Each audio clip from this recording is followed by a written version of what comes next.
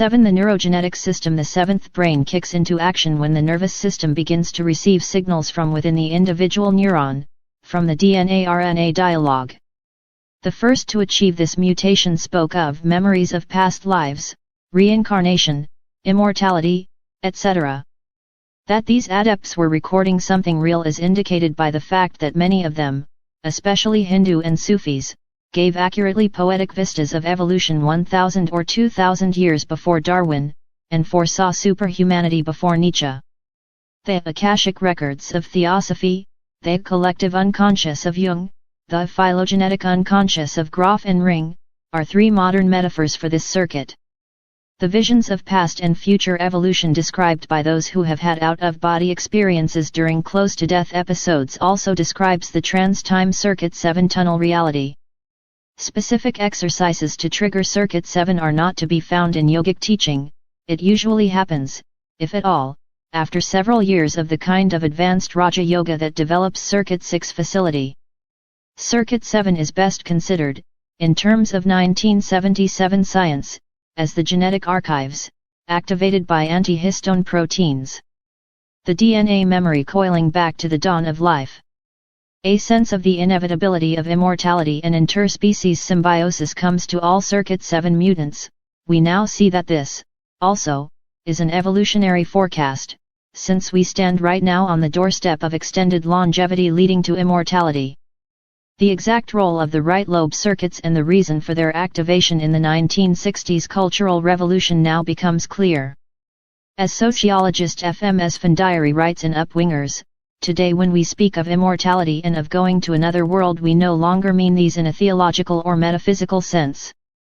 People are now traveling to other worlds. People are now striving for immortality. Transcendence is no longer a metaphysical concept. It has become reality. The evolutionary function of the Seventh Circuit and its evolutionary, eon-spanning tunnel reality is to prepare us for conscious immortality and interspecies symbiosis. Okay, so the Seventh Circuit, I didn't have very much to say about it. It sounds like that's the level, the frequency that you get when you can access Akashic records and are being prepared for transcendence. So it didn't have a way to access, they didn't know the access, the chemical to access the Seventh Circuit, but, I didn't really have much to say about the Seventh Circuit. I've not really tried to access the Akashic records.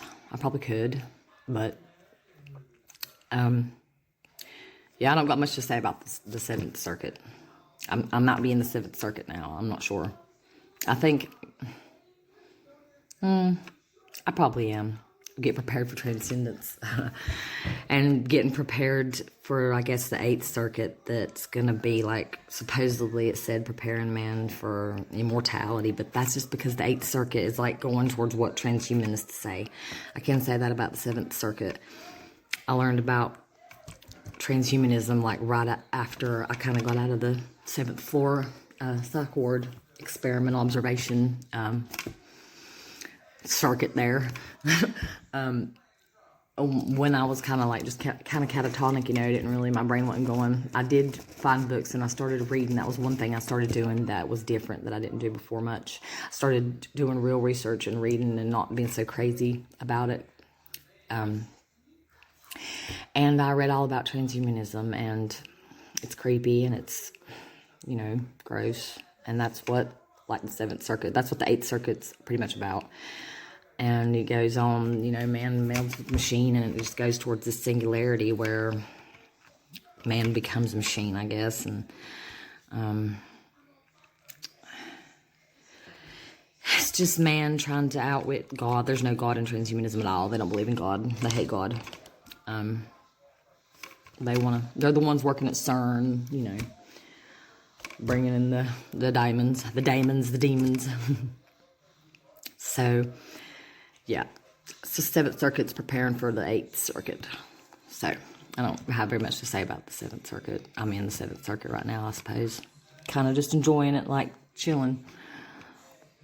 I'm enjoying it, though, here lately, these past 2 weeks. I hope it keeps going like this for a while. I got a good steady drip now. It's almost perfect. Love you, see you, bye.